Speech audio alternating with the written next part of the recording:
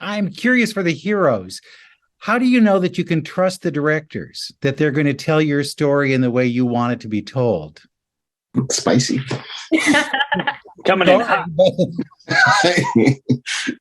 I think for me, it was because Ekwa was always so transparent with me. She, from the moment that I was on set, even before set, throughout the planning and stuff, Ekwa was always in communication with me. She ran everything through with me, asked me, are you okay with this? Do you want it to be told like this? Do you like this? How do you want your voice to be heard? And I appreciated that so much because she made a big point that this is my story, this is my voice. And she was clear that she wanted me to tell it how I wanted to tell it. So I knew from the jump that I could trust Ekwa. Amiri, what about you? Yeah, when I found out about my director, I went to Google and I was so impressed by the work that Elegance had done. And when I finally met Elegance, I just knew that the story was going to come out with some type of beauty and the vision that we worked towards together that felt authentic to the story and authentic to me at the same time. And I think just being able to work with Elegance and see how his mind works, and how creative he is and how he just brings parts of my past to life, being able to have his creativity and also feel like I can trust him just made the process so smooth and made it so much better than I even could have imagined when I first found out that I was going to be working on this project. What is it like doing those recreations? Where you're reliving your lives. Is that difficult?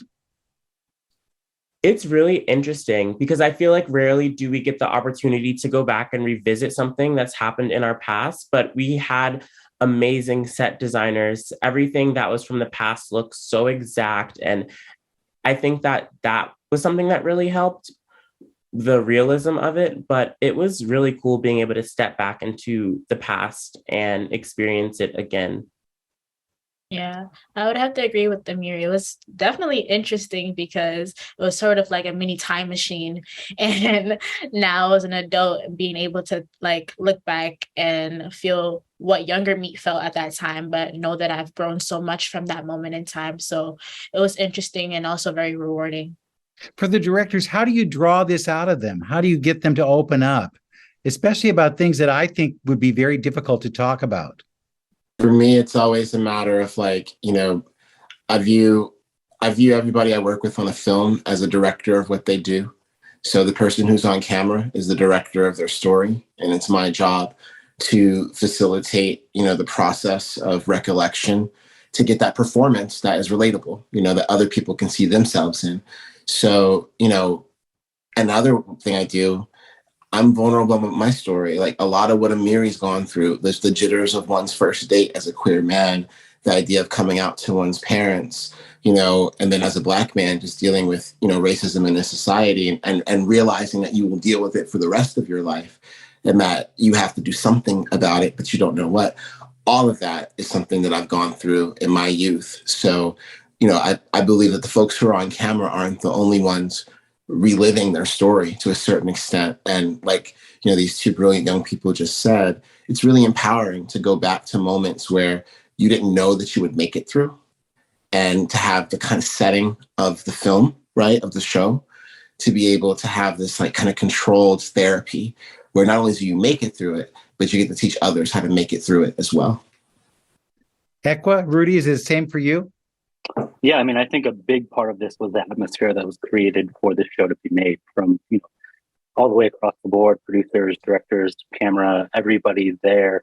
You could tell was there for the right reason. And the reason was to amplify these stories and honor the stories of our heroes, and I think another part of connecting always with every project is, as Elegance was saying, being open and honest and vulnerable yourself, not going there and expecting somebody else to pour their heart out or say all these things just because you have a camera pointed at them. Like this is a give and take.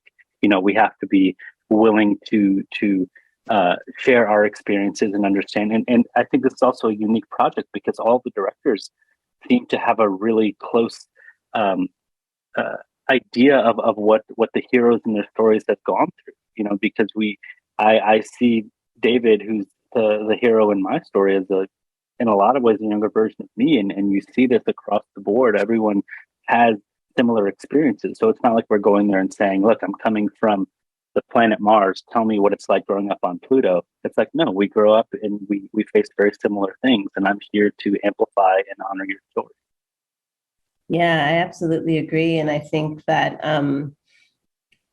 absolutely the support of the entire cast and crew made a really big difference in being able to set the stage. And I felt like as a director, it was my job. I mean, they already had things in place, but being able to really sort of like, I think, for this point or for, this particular question or for this particular scene or reenactment, it's great to dim the lights or, whatever it is that, we thought would be useful or to like really celebrate. There was obviously moments of big celebration too. And, I think for anyone who's done any kind of therapy or counseling, you have those moments where they're like, what would you tell your younger self?